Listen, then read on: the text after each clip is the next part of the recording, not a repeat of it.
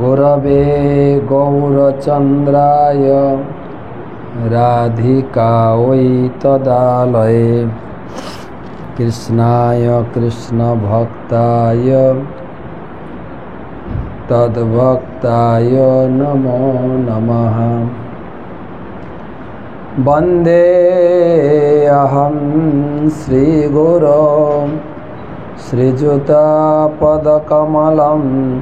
श्रीगुरुन् वैष्णवांश्च श्रीरूपं साग्रजातं सहगण रघुनाथान्वितं तं सजीवं साद्वैतं सावधूतं परिजनसहितं कृष्णचैतन्यदेवं श्रीराधाकृष्णपादान् सहगण ललिता श्रीविशाखान्वितांश्च। नमो ॐ विष्णुपादाय कृष्णप्रेष्ठाय भूतले श्रीमते भक्तिवेदान्त स्वामिनिति नामिने। नमस्ते सारस्वती देवे गौरवाणी प्रचारिणे निर्विशेषशून्यवादी पाश्चात्यदेशतारिणे। आजनुलम्बितभुजौ कनकावदातो संकीर्तनैकपितरौ कमलायताक्षौ विश्वम्भरौ द्विजवरौ जुगधर्मपालो वन्दे जगत्प्रियकरौ करुणावतारो। ॐ नीलाचलनिवासाय नित्याय परमात्मने बलभद्रसुभद्राभ्यां जगन्नाथाय ते नमः। जय श्री कृष्ण चैतन्य प्रभु नित्यानंद श्री अद्वैत गदाधर श्रीवासदि श्री गौर भक्तवृंद। हरे कृष्णा कृष्ण कृष्ण हरे हरे, हरे राम राम राम हरे हरे। ओम नमो भगवते वासुदेवाय। ओम नमो भगवते वासुदेवाय। ओम नमो भगवते वासुदेवाय। नारायणं नमस्कृत्य नरं चैव नरोत्तमं देवीं सरस्वतीं व्यासं ततो जयमुदीरये। तमादिदेवं करुणानिधानं तमालवर्णं सुहितावतारम् अपार संसार समुद्र सेतुं भजामहे भागवत स्वरूपम। ग्रंथराज श्रीमद्भागवतम चतुर्थ स्कंधे षड्विंशति अध्याय सप्तदश श्लोक থেকে आलोचना 17 आलोचना प्रसंग राजा पुरंजनेर उपाख्यान। सही प्रसंगे आज के 872तम भागवत रसमाधुरी सेमिनार। तो सेमिनारे उपस्थित सकल भक्त मंडली ममतामय मातृमंडल सकल के जानाई कृष्ण प्रीति शुभेच्छा। प्रथमे गुरुपाद पद्मे प्रणाम करे तार आशीर्वाद प्रार्थना करूँ। नमो ॐ विष्णुपादाय कृष्णप्रेष्ठाय भूतले श्रीमते जयपताका स्वामिनिति नामिने। नमो आचार्य पादाय निताय कृपा प्रदायिने गौरकथा नामदाय नगर ग्राम तारिणे। भागवत महत्व। उक्तं भागवतं नित्यं कृतं च हरिचिन्तयं तुलसी पसनं चैव धेनुनां सेवनं समम्। এই নিয়মিত প্রতিদিন ভাগবত পাঠ ধেনু দানের সমতুল্য, হরিচিন্তন এবং তুলসী সেবনের সমতুল্য। তো আমাদের আলোচনা 17 নম্বর শ্লোক থেকে। যারা ধারাবাহিক শুনছেন,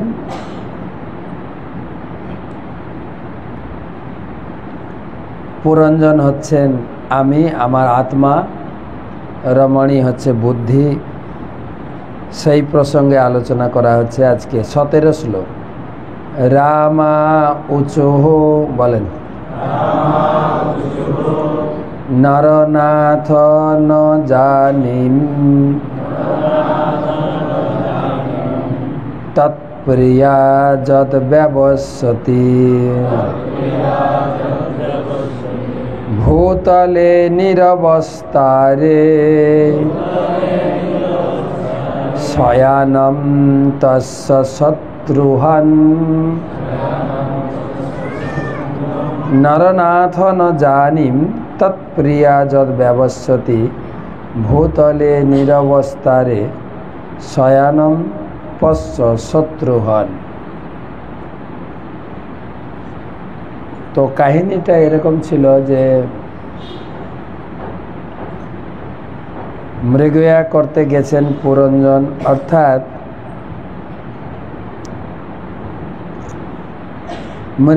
পুরঞ্জন নিজ পত্নীকে ছেড়ে অন্য পত্নীর অন্বেষণে গেছেন এবং সেখানে গিয়ে অনেক পাপ কর্ম করেছেন। এখন পরিশ্রান্ত ক্লান্ত হয়ে বাড়ি ফিরে তার সুশীলা ধর্মপত্নীকে তিনি অন্বেষণ করছিলেন গতকালকে শ্লোকে, এবং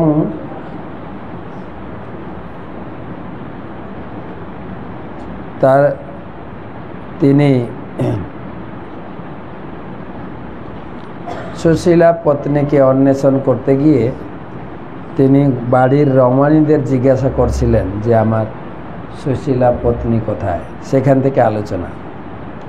সেই রমণীরা তাকে তখন রাজাকে বললেন, হে নরনাথ, আপনার স্ত্রী যে কেন এইভাবে অবস্থান করছেন তা আমরা জানি না। হে শত্রুহন, দয়া করে দেখুন, বিনা শয্যায় তিনি ভূমিতে শয়ন করে রয়েছেন। তিনি যে কেন এইভাবে আচরণ করছেন তা আমরা বুঝতে পারছি না। এই শ্লোকের তাৎপর্য, মানুষ যখন কৃষ্ণ ভক্তি রহিত হন তখন সে বহু পাপ কর্মে লিপ্ত হয়। রাজা পুরঞ্জন তার পত্নীকে উপেক্ষা করে গৃহত্যাগ করে পশু হত্যায় লিপ্ত হয়েছিলেন। এটি ছিল বিষয়াসক্ত মানুষের অবস্থা। তারা বিবাহিতা পতিব্রতা পত্নীর প্রতি যত্নবান হয় না।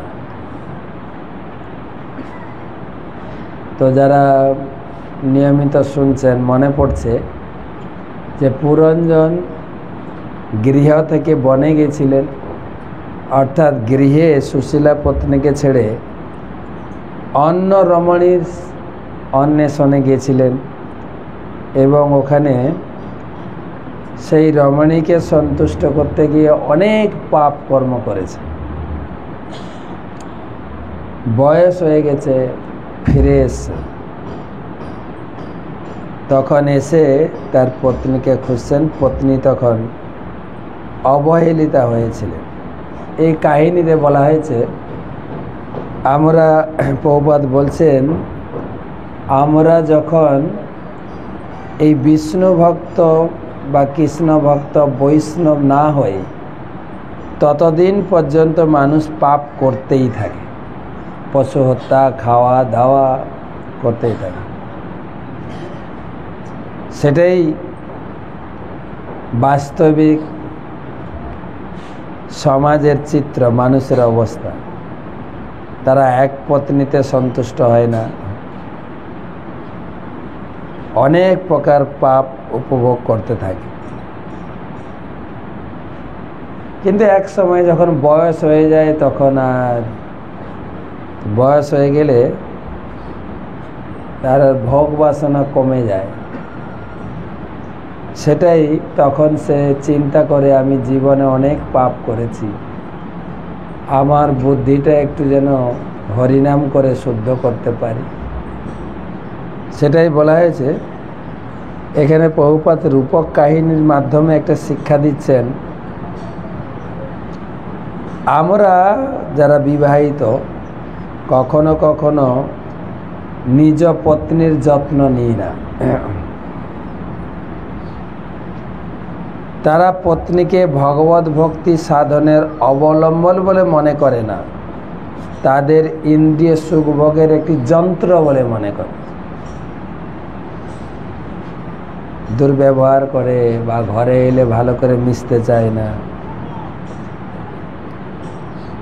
এটা অন্য কাউকে বলা হচ্ছে না কেন, নিজে নিজে একটু মিলিয়ে নিতে হবে যে আমি যথাযথ আমার স্ত্রীর সঙ্গে ব্যবহার করি কিনা। তার উপরে প্রভুপাদ আলোচনা করছেন।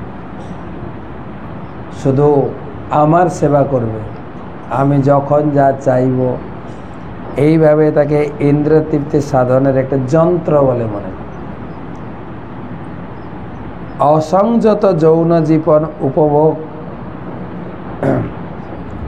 করার জন্য কর্মীরা কঠোর পরিশ্রম করে। তারা স্থির করছে যে কিছু পয়সা দিয়ে যে কোনো স্ত্রীর সঙ্গে যৌন সুখ উপভোগ করাই হচ্ছে প্রকৃষ্ট পন্থা। যেন স্ত্রী লোকেরা হচ্ছে বাজারের পণ্যদ্রব্য, এইভাবে লোকে ব্যবহার করে।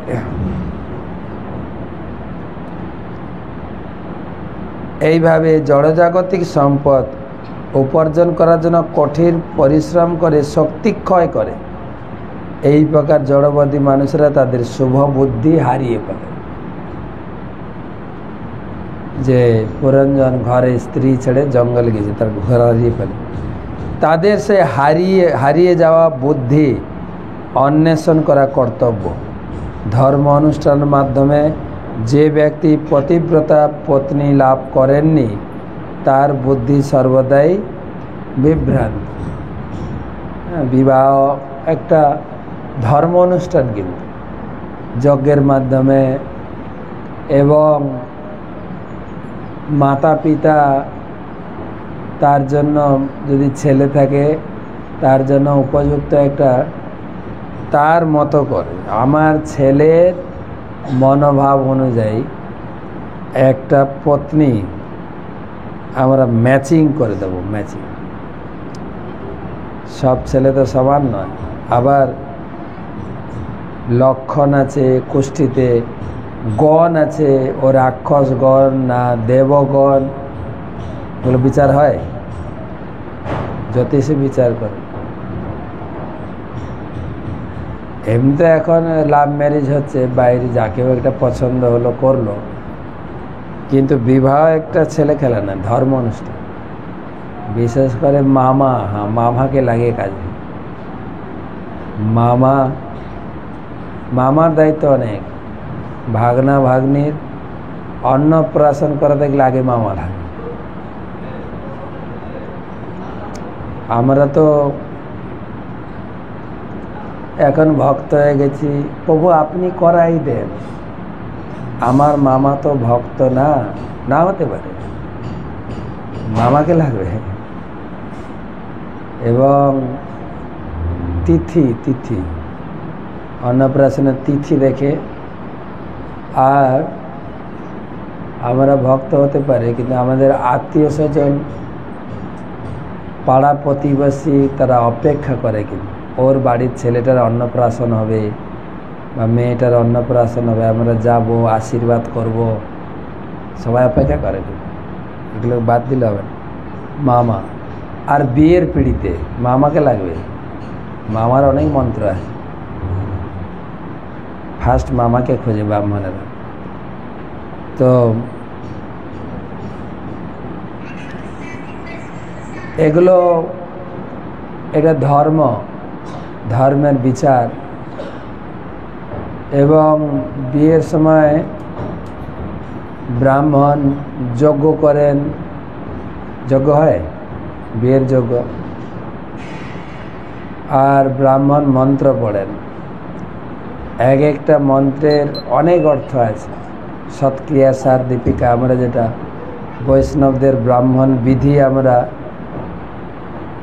গোপাল ভট্ট গোস্বামী দিয়ে গেছেন। আমি একটা বিয়ে বাড়িতে ছিলাম, তখন আমি ব্রহ্মচারী ছিলাম। তো আমার এক সিনিয়র উনি নিয়ে গেছেন আমাকে। আমার একটা বন্ধুর বিয়ে হয়েছিল, মানে ভক্ত, আমার থেকে সিনিয়র ছিল সেও। তো আমি হচ্ছে ব্রাহ্মণের অ্যাসিস্ট্যান্ট। এই ছেলে মেয়ের হাতটা বেঁধে দাও, বেঁধে দিলাম। হ্যাঁ, যজ্ঞের জন্য কাঠ সাজিয়ে দাও, দিলাম। এই সারা রাত এই করেছি। তো দেখছিলাম বৈষ্ণব বিয়ে, অনেক মন্ত্র আর অনেকক্ষণ ধরে করেছেন। প্রত্যেকটা মন্ত্রের অর্থ বুঝিয়ে বুঝিয়ে। দু একটা বলি, একটা আছে না, নতুন মেয়ে জামাই আবার বাড়লো না একটু। তো নতুন মেয়ে জামাই যজ্ঞেতে খই দেয়, আছে দিকে আছে আছে না? আরে বিয়ে তো আপনারা করছেন, হ্যাঁ না কিছু বলেন, আমি তো বিয়ে করি না। হ্যাঁ, তো মেয়ে খই দেবে। মেয়ের হাতে খই কে দেয়? ভাই, মেয়ের ভাই, ভাই বা দাদা যে থাকবে। তো প্রথমে ভাইকে মন্ত্র পড়াবে। তুমি মন্ত্রের মানে বুঝলে?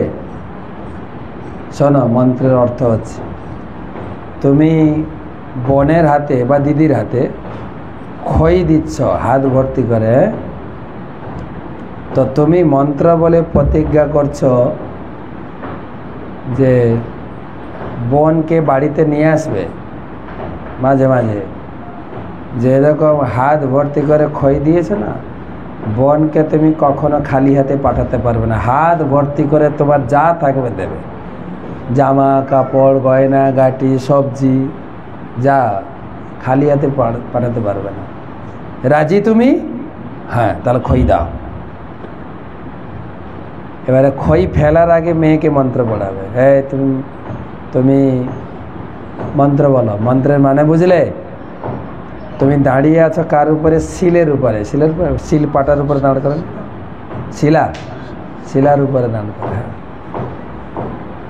তুমি শিলার উপরে দাঁড়িয়ে প্রতিজ্ঞা করছো, আমার শ্বশুর বাড়িতে, স্বামীর বাড়িতে যত আত্মীয় স্বজন আসবে আমি ভালো করে তাদের সেবা করব। হ্যাঁ না? হ্যাঁ, তাহলে খই ঢালো। এর ধর্ম নয়, অনুষ্ঠান। এখানে প্রভুপাদ বলছেন বিবাহ একটা ধর্ম। আর যজ্ঞ হয় না, কি যজ্ঞ হয়ে যাবে?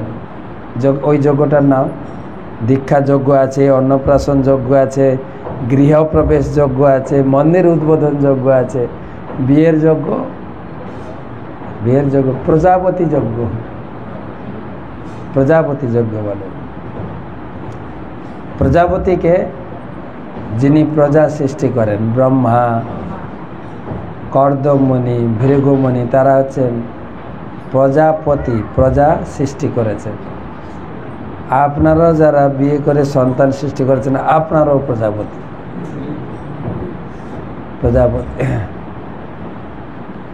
তো প্রজাপতি যজ্ঞ মানে ব্রহ্মার উদ্দেশ্যে যজ্ঞ করা হয়। ব্রহ্মার কাছে প্রার্থনা করেন, হে ব্রহ্মাদেব, আপনি তো ভগবানের সৃষ্টি করার জন্য আদেশ প্রাপ্ত হয়েছেন, তাই আপনার কাছে প্রার্থনা করছি। যে যার বিয়ে হচ্ছে, ছেলে মেয়ে প্রার্থনা করছে, আপনার সৃষ্টিকার্যে আমরাও যেন একটু সাহায্য করতে পারি, সেই আশীর্বাদ করুন। সেইভাবে লোকে জানে না প্রজাপতি যজ্ঞটা কি, তারা মনে করে স্বামী স্ত্রী একটা কামুক ব্যাপার, তাই বাজার থেকে একটা প্রজাপতি এঁকে লাগিয়ে দেয় ঘরে। গাড়িতে একটা প্রজাপতি, ঘরে একটা প্রজাপতি, গেটে একটা প্রজাপতি। তারা মনে করে প্রজাপতি ফুলে ফুলে মিলন ঘটায়, আমাদের দুজনের মিলন ঘটাবে না। প্রজাপতি মানে ব্রহ্মার উদ্দেশ্যে যজ্ঞ। এই প্রজাপতিদের ভিতরে একজন দক্ষ ছিলেন, তার নাম জানেন? দক্ষ প্রজাপতি। দক্ষ কিসে দক্ষ ছিল জানেন? কিসে জন্ম দিতে দক্ষ ছিল? প্রোডাকশনে দক্ষ। একবারে 1000 ছেলে জন্ম দিয়েছে, একবারে 1000। তার স্ত্রীর নাম জানেন? খুব সুন্দর নাম স্ত্রীর, মনে রাখবে স্ত্রীর নাম। যেরকম আমাদের মায়েরা গর্ভবতী হলে হসপিটালে একটা বিভাগ আছে, কোথায় যেতে হয় যেন? প্রসূতি। তার স্ত্রীর নাম প্রসূতি। প্রসূতির দক্ষ হচ্ছেন দক্ষ মহারাজ। আপনারা দক্ষ না, কিন্তু আপনারা একটা দুটো, আপনাদেরকে দক্ষ বলা হবে না। উনি ছিলেন দক্ষ। কত? 1000। ঠিক আছে, 1000 ছেলে জন্ম দিয়ে পাঠিয়েছেন, যাও। আমার যেরকম ছেলে মেয়ে জন্মগ্রহণ করে কী করি? স্কুলে যাও, পড়াশোনা করো।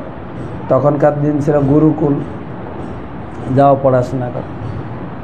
আর উপর থেকে নারদমণি দেখতে পেয়েছেন এতগুলো ইয়াং ছেলে, এদেরকে ব্রহ্মচারী বানালে ক্ষতি না, ব্রহ্মচারী বানানো যাক।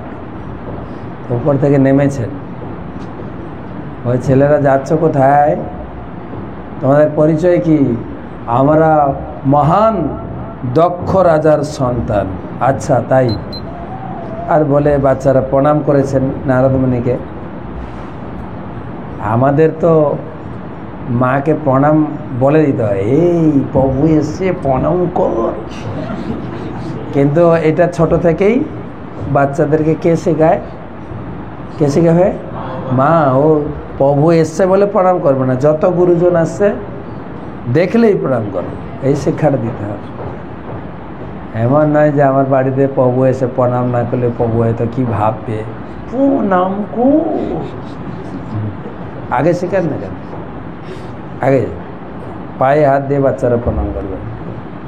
মন্দিরে একটা নিয়ম আছে, বাঞ্ছা কল্পতরু, মন্দিরে কারো পায়ে হাত দেন না, কিন্তু ঘরে আত্মীয় স্বজন যে আসবে সবার, সেখানে কিন্তু বাঞ্ছা কল্পতরু চলে না।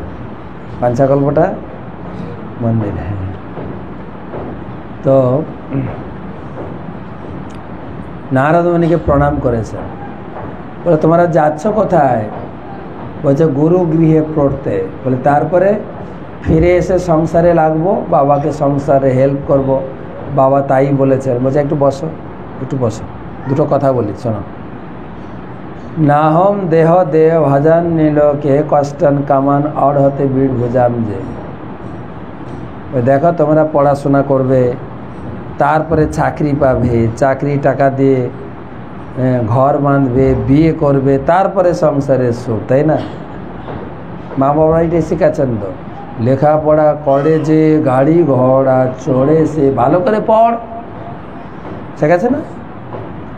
কিন্তু জানো এই ছেলেরা, জানো এই পশু পাখি তারা কোনোদিন পড়াশোনা করে না, তারা কোম্পানিতে চাকরি চাইতেও যায় না। তো তারা আমাদের থেকে আরো এনজয় করছে, করে না? করছে কি না? তো এইটুকু সুখ পাওয়ার জন্য এত কষ্ট কেন করবে? তপো দিব্যম পুত্রকা যেন সত্যম, তোমরা হরির তপস্যা করো। ব্রহ্ম সৌখম তো অনন্তম, যে সংসারে তুচ্ছ সুখ তার থেকে অনন্ত সুখ পাবে। বুঝিয়ে সুঝিয়ে 1000 ছেলেকে ব্রহ্মচারী বানিয়ে। তো আপনার যদি ছেলে থাকে, আপনার ছেলে যদি ব্রহ্মচারী হয়ে যায়, আপনি খুশি হবেন না দুঃখ পাবেন? জোরে সত্যি কথা বলা ভালো, কিন্তু আন্দাজে কথা বলেন না।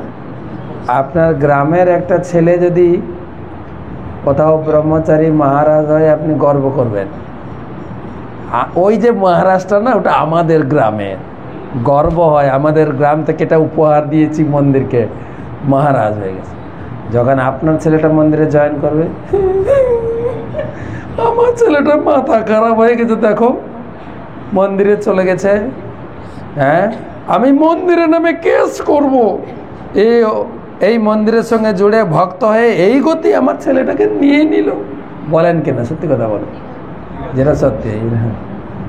এমনিতে আন্দাজে বলে গেলো, খুশি হবো, দেখি না একবার যার যার ছেলে আছে দিয়ে নাম লিখে জমা করে নেন, ঠিক আছে? এখন না, এখন দিয়ে না, এখন পড়াশোনার কি ঝামেলা নেবে, একদম পড়িয়ে টড়িয়ে ডিগ্রি পাস করিয়ে দিয়ে যাবে। হ্যাঁ না, হ্যাঁ। তো এর একটা দুটো ছেলে না, কতগুলো, 1000, রেগে মেগে আগুন বাবা। হ্যাঁ, ছেলেগুলো ব্রহ্মচারী হয়ে গেছে, হ্যাঁ, রেগে মেগে আবার 1000 জন্ম, আবার 1000 প্রোডাকশন। সেই জন্য ওনার নাম আছে দক্ষ। আবার পড়তে পাঠিয়েছেন উপর থেকে, নারদ মুনির জীবে চলে, আবার 1000 ছেলে।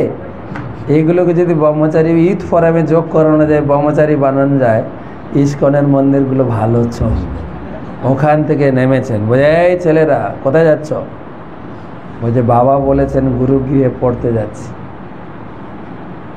তারপরে ফিরে এসে চাকরি করব, বাবাকে সংসারে সাহায্য করব। বলছে তোমরা জানো তোমাদের বড় ভাইরা কোথায় গেছে? হ্যাঁ, ওরা ব্রহ্মচারী হয়ে গেছে। তবে বাংলায় একটা কথা আছে, আগের নাঙ্গল যেদিকে যায় পরে নাঙ্গল সেদিকে, তোমরা আর অন্যদিকে যাবে কেন? চলো, ওদেরকার বেশি বুঝাতে লাগে না। আবার 1000, বাবা আরো খুশি হবে না, আমার দুটো ছেলে ভক্ত হয়ে গেছে না, আর ও রেগে মেগে গরম হয়ে গেছে, গিয়ে কোর্টে কেস করেছে। নারদ মুনির নামে কেস ফাইল। কার কাছে? হাইকোর্ট হচ্ছে ব্রহ্মার কাছে গিয়ে অভিযোগ, আমি জন্ম দেব আর ও ব্রহ্মচারী বানাবে, কি পেয়েছে নাকি? হ্যাঁ,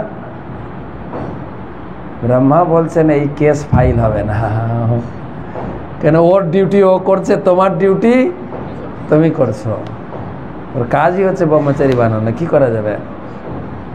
আপনি দোষ দিতে পারেন না, এই কেস ফাইল হবে না। তবে একটা উপায় বলতে পারি, এখন থেকে আর ছেলে জন্ম দিও না, এবারে মেয়ে প্রোডাকশন করো, মেয়ে জন্ম দাও। আর মেয়ে দেখলে নারদ মুনি আসবে না। তারপরে 16টা মেয়ে জন্ম দিয়েছিল, তার ভিতরে 13টা মেয়েকে তিনি ধর্মকে বিয়ে দিয়েছিলেন। সেই 13টা মেয়ের ছোট ছিল, 13টা মেয়ের ছোট ছিল সতী, যে বাবার উপরে রাগ করে গায়ে আগুন লাগিয়েছিল। এই লাগলো শাস্ত্রে শ্বশুর জামাইয়ের ঝগড়া। সুখদেব গোস্বামী খুব রসি বর্ণনা করেছেন 4th স্কন্ধে, খুব রসের কথা। হ্যাঁ, শ্বশুর জামাই ঝগড়া। সতী কার উপরে রাগ করে দেহে আগুন লাগিয়েছিলেন? বাবার উপরে, কেননা স্বামীকে খুব ভালোবাসতেন। এখন তো স্বামী স্ত্রীর প্রেমের অনেক গান বেরিয়ে গেছে, চিরদিনই আমি যে তোমার, কিন্তু স্বামী স্ত্রী একে অপরকে অতটা ভালোবাসা নেই। তাই বর্তমান মেয়েরা কার উপরে রাগ করে গায়ে আগুন লাগায়? সত্যি কথা বলবে, স্বামীর উপরে ভালোবাসা নেই। তো স্বামী একটু বকে দিলে সঙ্গে সঙ্গে হোয়াটসঅ্যাপ মায়ের কাছে, মা তোমার জামাই বকেছে, বাস। আর মা কিছু বুঝলো না, ওখান থেকে আগুনটা ধরিয়ে দেয়। প্রত্যেক বাড়িতে আগুন ধরেছে কে? মেয়ের মা। এই একদম সত্য কথা, যার জন্য সংসার টিকছে না। এমনকি আমাদের ভক্তি জীবনে মেয়ের মা যদি চুপ থাকে সংসার ভালো। প্রচুর অভিযোগ আছে। মহারাজ আমার মেয়েটাকে আশীর্বাদ করুন। কি হয়েছে? শ্বশুর বাড়িতে মানছে না। আমি মানিয়ে দেবো, আমি মিলিয়ে দেবো। হ্যাঁ করে দেন। হ্যাঁ সত্যি বলছে, আমি মিলিয়ে দেবো। বলেন আমি যা বলবো শুনবেন, একটা ওষুধ দেবো, শুনবেন? দেন দেবো। আপনি 6 মাস মোবাইল ব্যবহার করবেন না, ঠিক আছে? মোবাইলের ঘাট টিপে বন্ধ করে রাখবেন, যেন মেয়ে যেন আপনার সঙ্গে যোগাযোগ না করতে পারে। এই সংসার একদম ঠিক হয়ে যাবে, একদম খাঁটি কথা। কে তালটা লাগায়? কে তালটা লাগায়? এর মা। কেন ঘরে কাজ নেই তো? আগে তো ছিল অনেকগুলো বাচ্চা নাতি পুতি, এখন একটাই মেয়ে, বিয়ে দিয়ে দিস আর ঘরে কাজ কোথায়? তো জামাইয়ের বাড়িটা না ঘাঁটলে হয় নাকি? একটু কি রে কি রান্না করেছ, বা এখান থেকে চা। যদি দুপুরে একটু ভাত বেশি হয় দেয় তো শাশুড়ি বলে দিয়েছো, কি গো বৌমা চাল বেশি নিয়েছো নাকি? হ্যাঁ ভাত বেশি হয়ে গেছে, এটা হিসাব করে রান্না করো, নষ্ট হচ্ছে না। আবার ফোন কাকে? মাকে। জানো একটু ভাত বেশি হয়েছে বলে শাশুড়ি যা বললো, সহ্য হয় বলো? বা আর ওখান থেকে মা নাড়বে কাঠি। একটু ভাত বেশি হয়েছে তা বলে আপনার বৌমাকে এত বকবেন? কি ভেবেছেন কি? কে ঝগড়া বাঁধায়? সত্যি না মিথ্যা? একদম। বলুন তো যারা বয়স্ক আছেন মায়েরা, আপনাদের সংসারে আপনার মা নেড়েছিল? বলে তখন মোবাইল ছিল না, কোথায় তেপান্তরে বিয়ে দিয়েছেন, যা বাড়িতে ঝগড়াঝাটি হোক কে সামলাতো? মেনে নাও, কে সামলাতো? ঘরে খবর আস্তে আস্তে মাস কেটে যেত, যদি আপনি চিঠিও পাঠান তার আগে মেটে যেত, মেটতো না। আর এখন নাড়ছে, আমার মেয়ে কি কাজের মেয়ে পেয়েছো, রাজনন্দিনী। হ্যাঁ ঘরে কাজ করার লোক রাখো, আমার মেয়ে তো কাজ করতে পারবে না। কে বলে? কে বলে? তো এখানে উভয় পক্ষে লাগবে। এখানে প্রভুপাদ একটা শিক্ষা দিচ্ছেন যে মহারাজ পুরঞ্জনের পত্নী ভূতলে শয়ন করেছিলেন কারণ তার পতি তাকে অবহেলা করেছিলেন। প্রকৃতপক্ষে পতির কর্তব্য হচ্ছে তার স্ত্রীকে রক্ষা করা। আমরা সবসময় বলি যে লক্ষ্মী দেবী নারায়ণের বক্ষে অবস্থিত। পক্ষান্তরে বলা যায় যে পত্নীকে তার পতির আলিঙ্গনে থাকা কর্তব্য। যারা বিবাহিত স্বামী, স্ত্রীদের যত্ন নেওয়া দরকার খুব। কেন যত্ন নেবেন বলেন? উত্তরটাই কেন যত্ন নেবেন? দেখবেন আগেকার দিনে যখন বিয়ে হতো, আগেকার মানে আমার ছোটবেলায় দেখেছি, বিয়ের পরে একটা মেয়ে যখন শ্বশুর বাড়িতে যেত প্রচুর কাঁদত। কেন বলেন? আজকে এই বাড়িতে আমি জন্মেছি, আজকে 18, 20 বছর, 25 বছর আমার বাবা মা যত্ন নিয়েছেন, দাদা ভাই, এটা সম্পর্ক, পাড়া প্রতিবেশী। এখন বিধান তাকে বিয়ে করে অন্য বাড়িতে যেতে হবে, যে বাড়িও দেখেনি। কে দেখতো বাড়ি? কে দেখতো? হ্যাঁ বাবা মা, মামা, পিসি, পেশা, কিন্তু সে তো দেখেনি। এমনকি কখনো কখনো ছেলে মেয়ে দেখতে আসে, মেয়ের আবার এত বড় ঘোমটা, সে চোখ তুলে ছেলেটাকেও দেখেনি যে ছেলেটা কেমন। হয়তো ফাঁকে আড়ালে জানলা দিয়ে একটু দেখে নেয় ছেলেটা কেমন, লম্বা চওড়া, দেখতে ভালো না কানা, কিন্তু ভালো করে ছেলেকে দেখেও নি, ছেলের সঙ্গে কথাও হয়নি। কি একটা অজ্ঞাত জায়গায় তাকে দেওয়া হয়েছে। প্রচুর কাঁদে, ভয় পায়, কি হবে। সবাই জানে শ্বশুর বাড়ি মানে একটা যেন কারাগার, সবাই একটা ধারণা আছে, শুনেছো কানে। কেন এখনকার মেয়েদের জিজ্ঞাসা করবে কিরে কবে বিয়ে করবে? আমি বিয়ে করবো না। প্রতিটা মেয়ের একটাই উত্তর, আমি বিয়ে করবো না। দেখছে তো, শুনছে তো, তারপরে বাড়ির পরিস্থিতিও দেখছে, মা বাবার আচরণও দেখছে, ওইটা আরো ইফেক্ট করে। আর তারা বন্ধু বান্ধব হয়তো তার মা বাবা ভালো, কিন্তু বন্ধু বান্ধবের কাছ থেকে শুনছে, জানিস আমার মা বাবা না ডেলি ঝগড়া করে, ভালো লাগে না। সেখান থেকে ওর মাথা থেকে উড়ে যায় আমি বিয়ে করব না। তো অজ্ঞাত জায়গায় তাকে ফেলা, এত ভয় পায়, কান্না করে, হাউ হাউ করে, মাকে ছাড়তে পারছে না, বাবাকে ছাড়তে পারছে না। আর কান্না মানে সত্যিই কাঁদে, বাবা বুকে জড়িয়ে ধরে বাবার শরীরটাও ভিজে যায়, এত কাঁদে, সামলানো যায় না মেয়ে। আর তার কান্না দেখে বাড়ির সবাই কাঁদে। এখন কিন্তু মেয়েরা কাঁদে না, কিন্তু ও আগে থেকে ম্যানেজ করে নেয়, তো আগে থেকে ম্যানেজ করে নেয়। কয়েকবার তো শ্বশুর বাড়ি গিয়ে ঘুরে এসছে।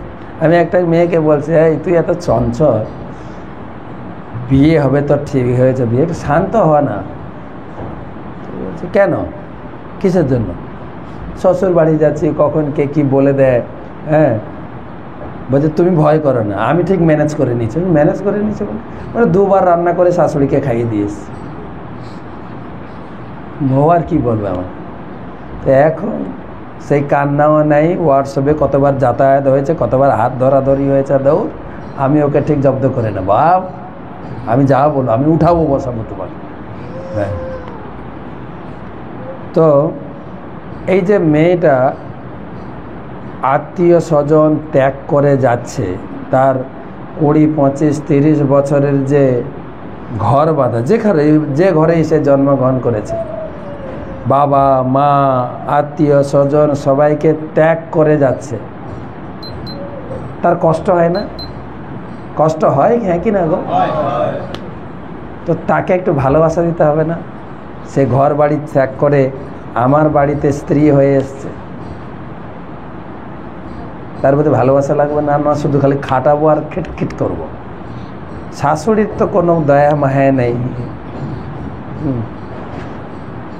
কালকে বলছিলাম মানে শাশুড়ি মানে জানেন, শাশুড়ি মানে যদি বৌমার সামনে শাশুড়ি এসে যায়, এত ভয় পেয়ে যায় বৌমার শ্বাস বন্ধ হয়ে যায়, ওই জন্য তার নাম শাশুড়ি। একটু দয়া মানে, এটা করো ওটা করো ওইটা করো, আর কিছু হলেই ভুল। কার ভুল?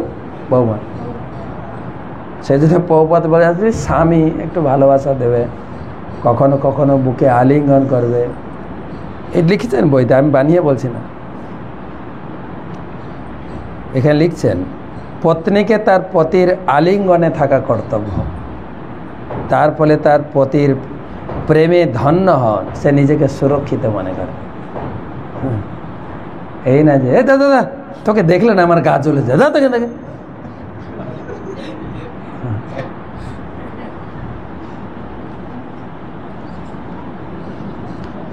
তার ফলে আচ্ছা, মানুষ যেমন তার ধন সঞ্চয় করে ব্যক্তিগতভাবে তা রক্ষা করেন, তেমনি মানুষের কর্তব্য হচ্ছে তার পত্নীকে তত্ত্বাবধানে সুরক্ষিত রাখা।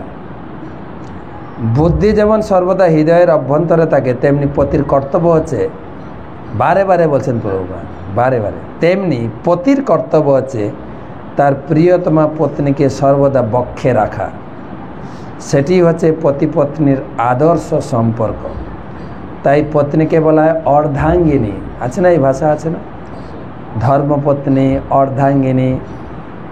যখন আমরা কাজে যাই, সে ব্যবসায় বলুন, চাকরি বলুন, আর মাঠে কাজ করতে গেলে অনেক বিপদ আপদ থাকে, পত্নী ঘরে সবসময় স্বামীর মঙ্গল প্রার্থনা করে, তাই তাকে বলে ধর্মপত্নী বা সহধর্মিনী।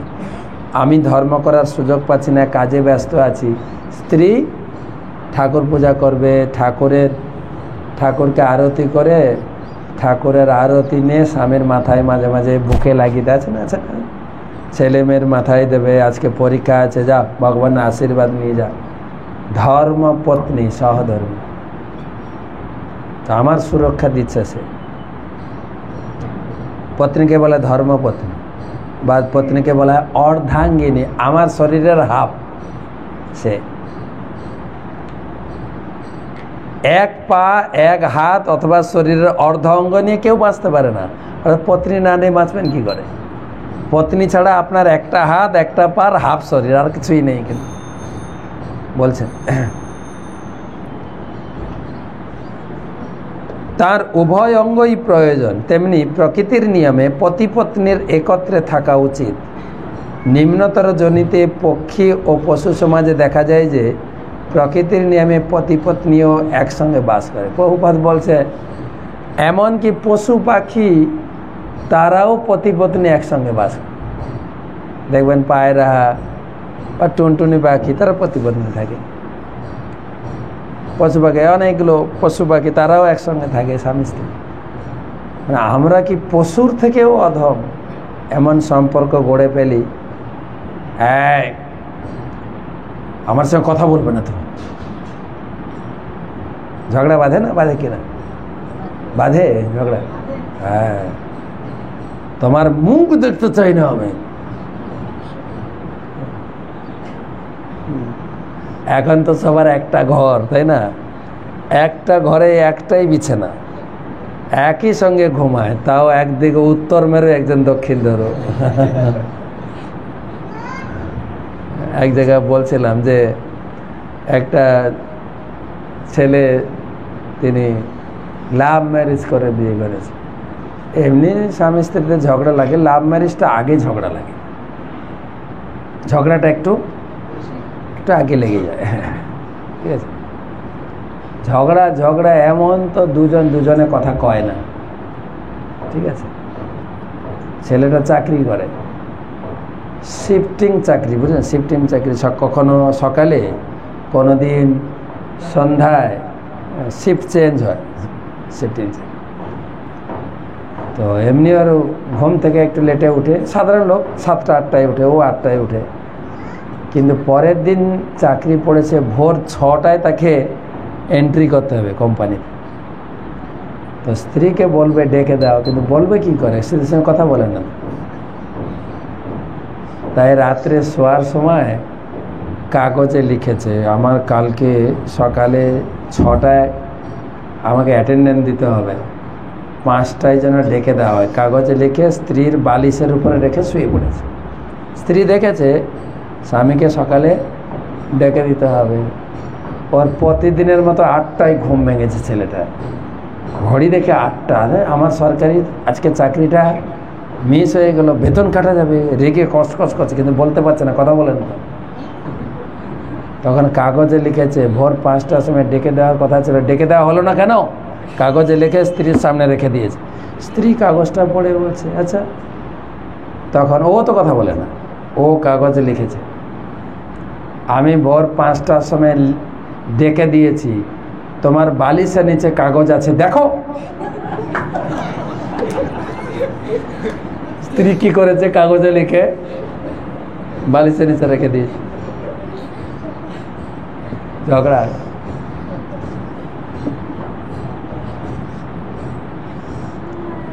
বলছে পশুরাও একসঙ্গে থাকে, মানুষরা কেন একসঙ্গে থাকে? কত বড় কড়া কথা বলেছে বহুবার।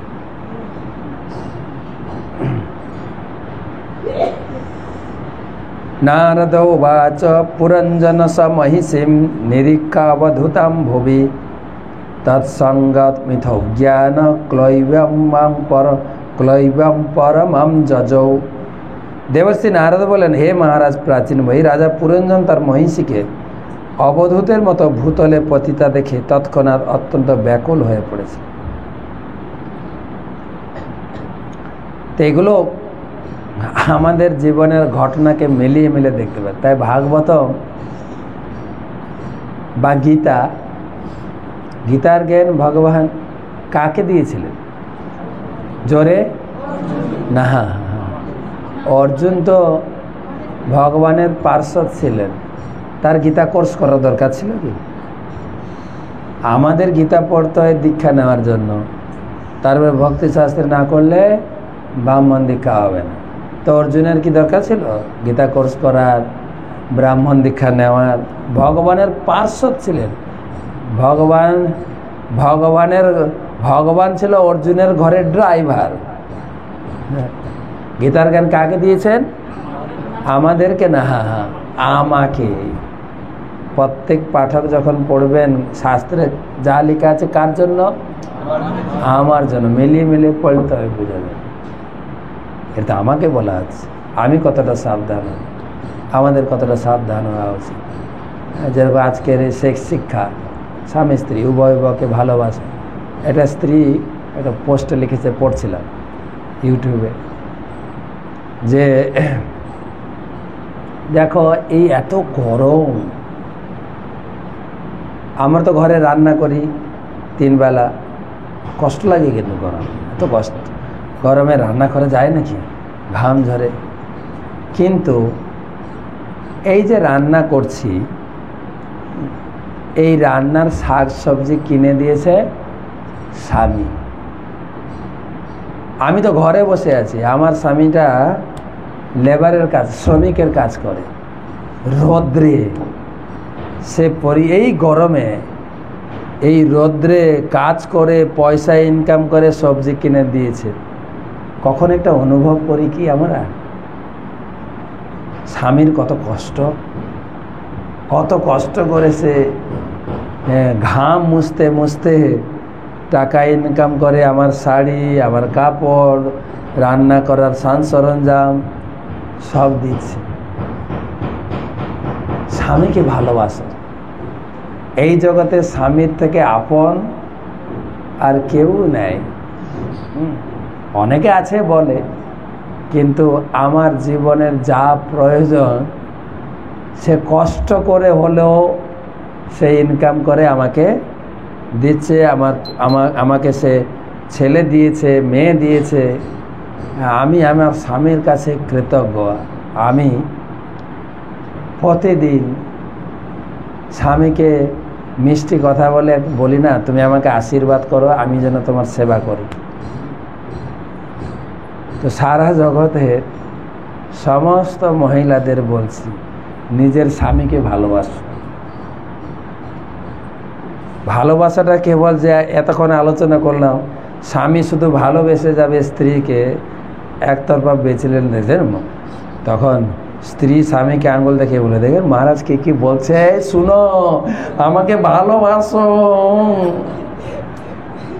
ভালোবাসারও লাগবে দুই পক্ষে।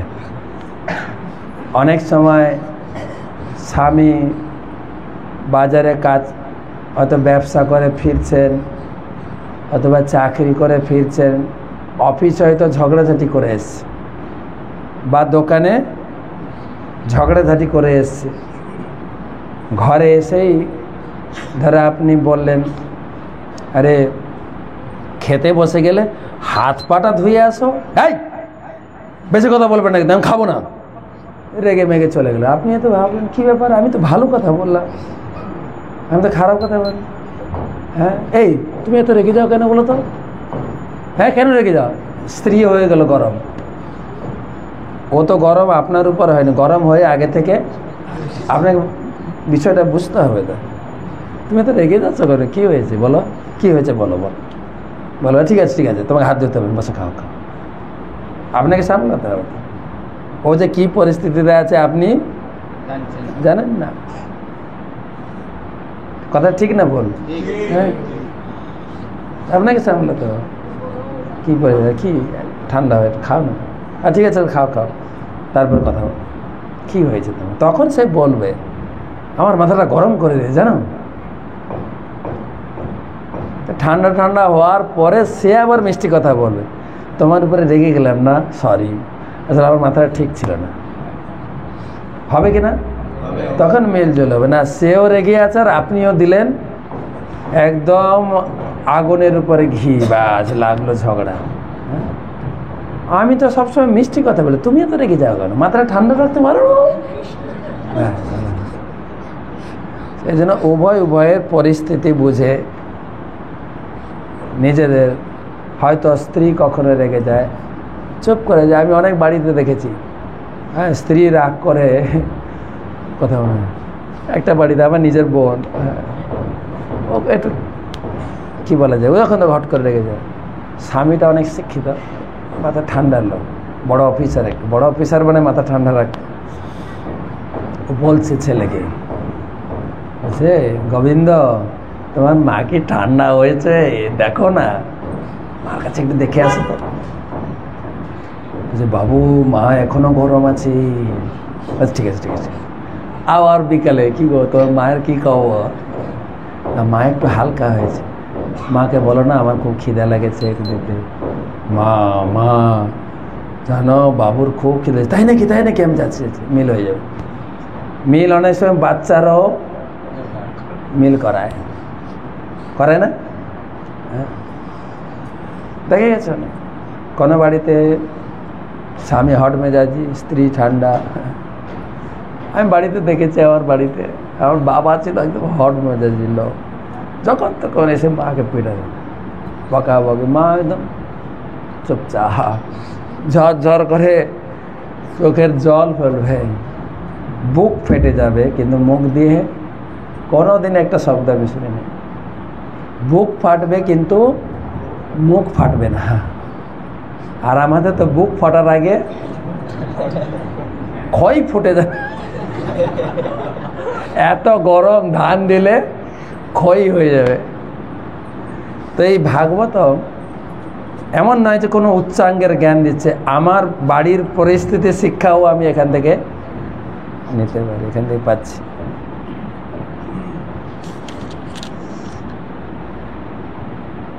তো এই শ্লোকে অবধূতাম শব্দটি বিশেষ তাৎপর্যপূর্ণ, কারণ তার দেহের প্রতি উদাসীন তপস্বীকে বোঝায়।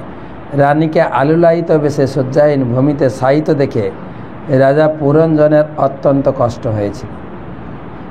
অর্থাৎ তিনি যে তাকে অবহেলা করে পশুবধ করতে গিয়েছিলেন সেই জন্য তার অনুতাপ হয়েছিল। পক্ষান্তরে বলা যায় যে মানুষ যখন তার শুভবুদ্ধি থেকে হারিয়ে যায়, শুভবুদ্ধিকে অবহেলা করে পূর্ণরূপে পাপ কার্যে লিপ্ত হয়, তখন সে মহাচ্ছন্ন হয়ে যায়। মানুষ এই কথা বুঝতে পারে, অনুতপ্ত হয়, তখন অনুতাপ করে। নরোত্তম দাস ঠাকুর একটা গান গেয়েছেন, হরি হরি বিফলে জনম গোয়াইন, মানুষ জনম পাইয়া রাধা কৃষ্ণ না ভজিয়া, জানিয়া শুনিয়া বিষ খায়। কৃষ্ণ ভক্তি পন্থা অবলম্বন না করা, জেনে শুনে বিষ পার করার মতো। এর তাৎপর্য হচ্ছে মানুষ যখন তার সুশীলা পতিব্রতা পত্নীকে হারায়, তখন তার শুভবুদ্ধি হারিয়ে কৃষ্ণ ভক্তি অবলম্বন করে না, তখন নিশ্চিতভাবে সে পাপ কর্মে যুক্ত হয়। তো এটাই ছিল আলোচনা, যে যখনই আমাদের শুভবুদ্ধি হারিয়ে যায়, আমি নিজেকেও হারিয়ে ফেলি।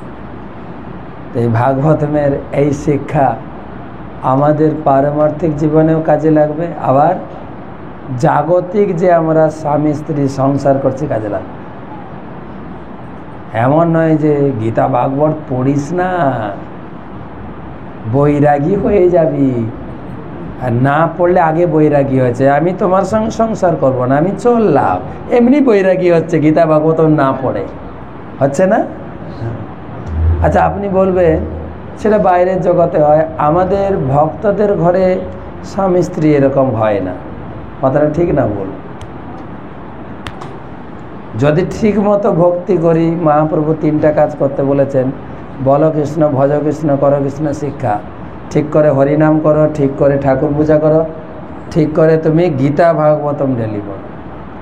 যদি না করি, সব গাড়িতে, ভক্তের বাড়িতে আরও বেশি ঝগড়া লাগছে, আরও বেশি ঝগড়া লাগছে। প্রভুরা আরও অন্য লোকের সঙ্গে মিশছে বেশি, আর মহিলারাও অন্য পুরুষের সঙ্গে মিশছে। ও প্রভু, আপনার ব্যাপারটা কত সুন্দর বলুন। আমার প্রভুটা না বেশি কিটকিট করে, আপনি খুব ভালো গো। জড়াচ্ছে কিনা?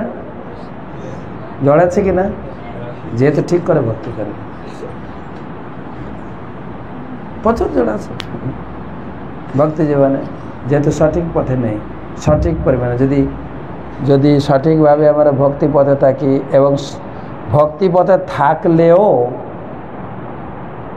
আমরা মন্দিরে থাকি, আমরা এত নিয়ম টিম না মানলে চলো ঘরে। হ্যাঁ, বাবা মা, আমাদের সব বাবা মা হচ্ছেন গুরুদেব, বাবা মাকে সম্মান না করতে পারি, আত্মীয় স্বজন যে এলো, আরে দূর, ওসব ছেড়ে দিয়েছে, এখন শুধু হরে কৃষ্ণ করে। কিন্তু আপনি আছেন গৃহে, সব কিছু ঠিক রাখতে, শ্বশুর শাশুড়ির সম্মান, স্বামীর সম্মান, বা ছোটদেরকে ভালোবাসা, ছেলে মেয়েরা যেন ভালো করে পড়ে, দেখা, আরে না হরি নাম কর, 16 মালা জপ কর, সব হয়ে যাবে। না না না, কিচ্ছুই হবে না। ভালো করে পড়াশোনা করবে বাচ্চারা, ভালো করে। মায়ের দায়িত্ব হচ্ছে ছেলে মেয়েদের ভালো করে পড়ানো, সময় দিয়ে। বড় যদি 4-6 মালা 8 মালা জপ করবে ম্যাক্সিমাম, 16 মালা জপে তো প্রশ্নই আসে না। পড়ো ভালো করে, পড়ো ভালো করে, পড়াশোনা করবে। হ্যাঁ, গুরুজনদের পায়ে হাত দিয়ে প্রণাম করবে, গুরুজনদের মুখের উপর কথা বলবে না, এসব শেখাতে হবে কালচার। কে শেখাবে? মা।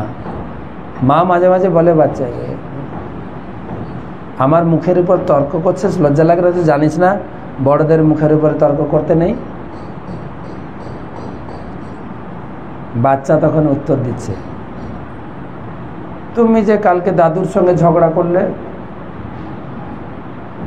তখন আপনার উত্তর কি হবে? তুমি তো ডেলি বাবার সঙ্গে ঝগড়া করো। শিখবে কোথা থেকে? আপনি জ্ঞান দিলে তো শিখবে না, শিখে কোথা থেকে? বাচ্চাদের ক্যাচিং পাওয়ার, ক্যাচিং পাওয়ার খুব কঠিন, খুব শক্ত। যা দেখছে সব শিখছে। বাচ্চাদের সামনে খুব সাবধান থাকবেন। স্বামী স্ত্রী বেশি ভালোবাসাও দেখাবেন না, বেশি ঝগড়াও দেখাবেন না। দেখো দেখো আমার মা বাবা কিরকম জড়াজড়ি করছে, সেটাও করা যাবে না। আর বেশি একদম দূরত্ব বজায় রাখতে বাচ্চাদের সামনে, এবং তর্ক আদিও কিছু করা যাবে। যা যতটুকু আমি শেখাতে চাইছি শেখাতে হবে। একটা বাড়িতে আমাকে এক মাতাজি বলছেন, একদম ব্রহ্মচারী ছিল, প্রভু জানেন আমার ছেলে আমার নাম ধরে ডাকে। কি বলে ডাকছে? মায়ের নাম হচ্ছে টুম্পা। ও টুম্পা কোথায় গেলে? বলে আপনার স্বামী কি আপনার নাম ধরে ডাকে? বলছে হ্যাঁ, ও স্বামী ডাকছে, টুম্পা কই গো, কোথায় গেলে? ওটাই বাচ্চা ক্যাচ করে যায়, টুম্পা কই, কোথায় গেলে? যা বলবে ক্যাচ করে। সেই জন্য মায়েরা বাচ্চাদেরকে কীরকম শেখায় বলেন তো? কি গো বাবা কই? ওর বাবা না, কার বাবা? বাবা হচ্ছে বাচ্চা, কিন্তু কি বলে? বাবা কই গো। আর বাবা কি বলে? মা কই গেল? হ্যাঁ, তোমার মা কই? এগুলো শেখে, তবে শিখবে। হ্যাঁ, প্রভুপাদ লিখেছে ঘর থেকে শিখবে, এমন নয় যে। তবে আমরা পড়াশোনা করেছি, স্কুল কলেজে পড়াশোনা করে চাকরি লেগে গেছে, একজনের সঙ্গে ভালোবাসা করে বিয়ে হয়ে গেছে, না শিখলাম বাড়ির কালচার। আর যদিও বাড়ির কালচার কে শেখায়? শাশুড়ি, মানে মা, ছেলের মা বা বউর শাশুড়ি। কিন্তু এখনকার দিনে মেয়েদের একটা স্বভাব হয়ে গেছে, শাশুড়ির কাছে থাকবো না, কিছু একটা অজুহাত দেখিয়ে। ছেলে মেয়ের ভবিষ্যৎ আছে তো, গ্রামে থাকলে হবে, শহরে একটা ভাড়া বাসা নাও, শহরে একটা বাসা ভাড়া নাও। আসলে ও শাশুড়ির সঙ্গে থাকতে তো শিখবে কোত্থেকে? তো শিখাবে তো কেউ। সংসারে আমি ভালোবাসা করে বিয়ে করব না, বাবা মার অভিজ্ঞতা আছে, তারা জানে যে কোন ছেলের সঙ্গে কোন মেয়ের ম্যাচিং আছে, সেগুলো জানলে। তবে পুরুষের তো অনেক দায়িত্ব, যেটা প্রভুপাদ আজকে বললেন। কিন্তু আমাদের সহজ কথায় একটা শিখি, কিন্তু সংসার সুখের হয় সবাই জানে না, মায়েরাই উত্তর দিচ্ছেন আমাকে সামলাতে। এই ঘর কার কন্ট্রোলে? রমণীর।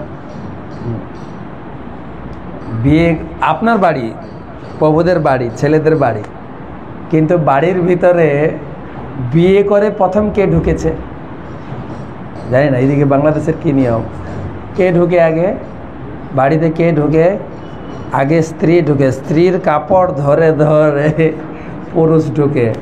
হ্যাঁ হ্যাঁ কি না? তাহলে বাড়ির মালিককে আপনি তার কাপড় ধরে ধরে ঢুকেছে, তো তার দায়িত্ব, স্ত্রীর দায়িত্ব প্রচুর। আর বাড়ির শাশুড়ি মা, সে প্রথম বরণ করেছেন, এসো মা লক্ষ্মী বসো, এই গান গায় বিয়ের সময় গায়, হ্যাঁ, আমার ঘরে লক্ষ্মী এসেছে গো, আসো আসো আসো। লক্ষ্মীকে বসিয়ে ঘরে তাকে আরতি করবে। তাকে প্রথম তোর মুখটা দেখি গো, কেন এত বড় ঘোমটা দিয়ে আছে, তো প্রথম মুখ দেখে শাশুড়ি, দিয়ে তাকে তার মতো করে তার শাশুড়ির ক্ষমতা অনুযায়ী বৌমাকে একটা উপহার দেবে। সেইভাবে শাশুড়ি বৌমার সম্পর্ক। এখন তো জোর করে নিয়ে চলে আসে, এই তোর বউকে আমার ঘরে রাখবি না, আমি একদম দেখতে পারি না। প্রথম থেকে লেগে গেল ঝগড়া।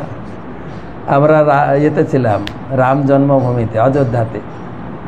আমি প্রায় 33-34 দিন ছিলাম। গীতা অনেকে দান করেছিল, ওগুলো বিতরণ করেছিল। এখানে অনেকে গীতা দান করেছেন না, তো প্রভু আমাকে মেসেজ করেছিলেন, দান হয়েছে, নামটা পাঠানো হয়, কি বলে নামটা, টাকা পাঠাননি, নাম তো পাঠিয়েছি। তো একটা দর্শনীয় আছে মন্দিরের পাশে, কনক ভবন। কনক মানে সোনা, সোনা। তো আমরা গেলাম, ওখানকার পূজারী কাহিনী বলছেন যে যখন ভগবান রামচন্দ্র বিয়ে করে ফিরছিলেন, প্রথম ঘরে ঢুকেছেন শাশুড়ি মার, সীতার শাশুড়িকে কৌশল্যা, কৌশল্যা বৌমাকে ঘরে বরণ করছেন, বসিয়েছেন বৌমাকে, সুন্দর সিংহাসনে বসিয়েছেন। বৌমা তুমি মুখটা দেখাও, তোমাকে দেখি। বৌমার মুখ দেখেই অবাক হয়ে গেছে, সে তো লক্ষ্মী স্বয়ং, এত সুন্দরী, দেশের সুন্দরী না, বিশ্ব সুন্দরী না, প্রকৃতির সুন্দরী, এত সুন্দর। রাম, তুমি কাকে বাড়িতে নিয়ে এসছো? আমি চোখ সরাতে পারছি না, এত সুন্দরী। তখন স্বামীকে বলছেন, এই সুন্দরী বৌমাকে আমি কি উপহার দেব? তখন স্বামীকে বলছেন, আমার বৌমাকে আমি একটা গিফট দিতে চাই, তুমি আমার জন্য একটা সোনার মহল বানিয়ে দাও, সোনার বিল্ডিং, সোনার মহল, কনক মহল। তবে সেই সময় আর একজনের সোনার প্রাসাদ ছিল, জানেন? সবাই জানে, রাবণের স্বর্ণরাজ্য না? তো আমার বৌমাকে যদি একটা সোনার বিল্ডিং দিই, খুব একটা বড় কিছু হবে নাকি? না, এই সোনার বিল্ডিংয়ে মতি মুক্তা দিয়ে তোমাকে ডেকোরেশন করতে হবে। কমপক্ষে রাবণের থেকে আরও ভালো কিছু আমি গিফট দেব। আর দশরথ মহারাজ এমন কঠিন ব্যক্তি ছিলেন, দেবতাদেরকে কন্ট্রোল করতেন। সঙ্গে সঙ্গে বিশ্বকর্মাকে আদেশ দিয়েছেন, বিশ্বকর্মাকে আদেশ দিয়েছেন, আমার স্ত্রী চাইছে বানিয়ে দাও। রাতারাতি বানিয়েছেন। সেই গিফট দিয়েছিলেন সীতাকে। সেই ভবন এখনো আছে, সেই রকম স্বর্ণের প্রাসাদ এখনো আছে, কনক ভবন। যদি কখনো অযোধ্যা যান, দর্শন করেছে। তা আমি বোঝাতে চাইছি শাশুড়ি বৌমার সম্পর্ক কিভাবে তৈরি হচ্ছে, কিভাবে তৈরি করতে হয়। তো অনেক কথা আছে। চাণক্য পণ্ডিত বলেছেন, স্বামী স্ত্রীতে ঝগড়া লাগবেই। ঝগড়া না লাগলে জমে নাকি বলুন তো? সব সময় যদি দুজনকে বলে I love you, I love, ও জমে। একজন মান করে বসে থাকবে, আর একজন গিয়ে মানাবে, মনে কিছু করো না, রাগের মাথায় বলে ফেলেছে। বলুন তো রাধাকৃষ্ণের ভিতরে ছিল কি না?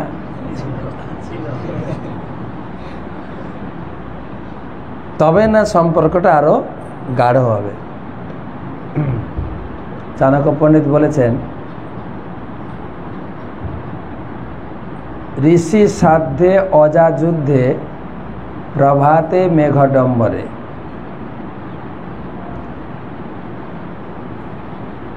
বহারম্ভে লঘু ক্রিয়া। তার আগের একটা লাইন আছে যে ঋষিদের বাড়িতে যদি বলেন শ্রাদ্ধ অনুষ্ঠান আমরা যাবো খেতে, ঋষিদের পয়সাই নেই, তার শ্রাদ্ধ করবো করতে। অজাযুদ্ধে যান ছাগল, ছাগল যখন দুটো ছাগল যুদ্ধ করে না, এমন এমনি আসবে, দু পা তুলে, দেখেছেন, কিন্তু যুদ্ধ করে না, আস্তে আস্তে ঠেকিয়ে দেবে।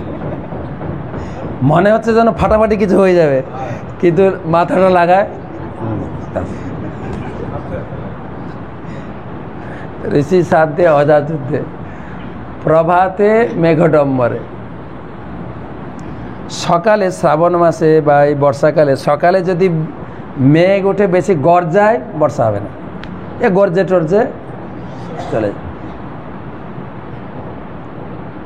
ঠিক দাম্পত্যে কলহ চৈব, তাই স্বামী স্ত্রীর যে ঝগড়া ওই মেঘের মতো মিলিয়ে যাবে, একটু সহ্য করলেই হবে।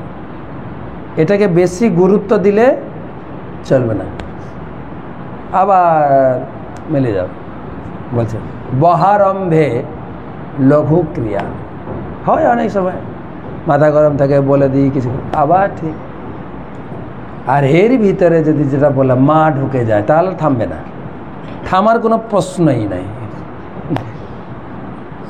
ছেড়ে দেন। ওরা যদি মা বলে, শাশুড়ি মা বলে বা মেয়ের মা বলে, তোর ঘরের ঝামেলা তুই সামলা।